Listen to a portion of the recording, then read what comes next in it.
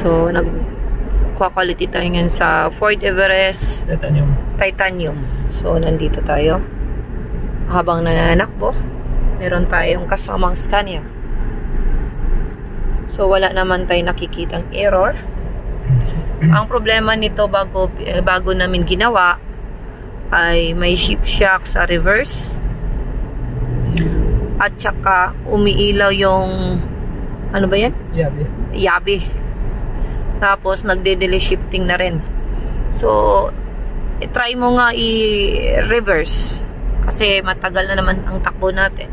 Doon na sa dulo. So, doon na sa dulo. Sayang yung monitor.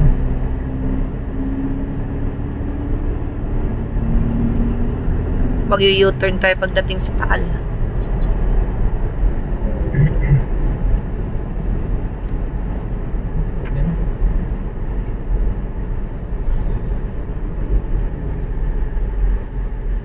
Pansin mo? Saan sa Taal mo? Eh di, dumiretso sa Taal. Gusto ko lang muna i-reverse mo. Ilagay mo nga sa reverse. Reverse tayo. Neutral. Reverse. Sige. So, smooth. Go. Di Taal tayo. Layo kasi. Okay.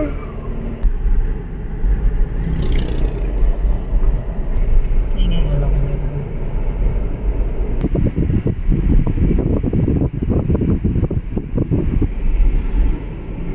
Yung nanonood sa YouTube natin, nagsasawa na sa view ng Taal.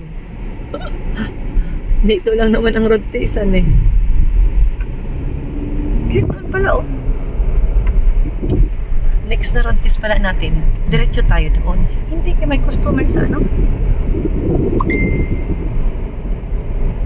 Okay na, U-turn ka na. Kasi may Honda doon eh. Nangangawin. Saan? Saan nangangawin?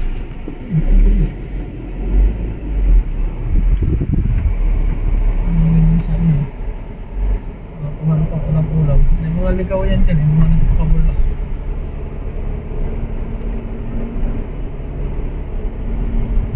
Tingnan natin. Nag-monitor tayo. Tinulugan mo na naman eh. Nag-down sa 6 gear na. Pasok na? Pasok. Mabumundol yung motor.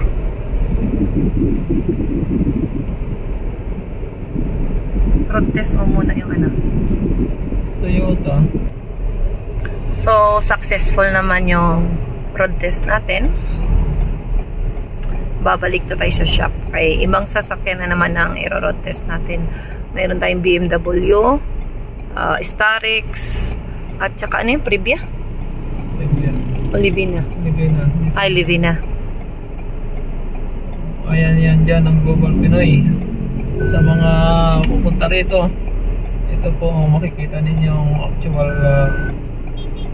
shop at location ng sa Lemery, Batangas. Global Pinoy dito sa Lemery. Barangay Bukal, Lemery, Batangas. Katabi ng Clean Fuel. Ayan, napakalaking shop po ito. Ayan, punong-puno tayo ng sasakyan sa loob. Guys, ayan oh. Umaapaw hanggang dito sa labas. Hanggang dito sa labas. Pati meron pa tayo ditong Trailblazer na modelo. Ayan oh. Trailblazer. So, ganyan siya.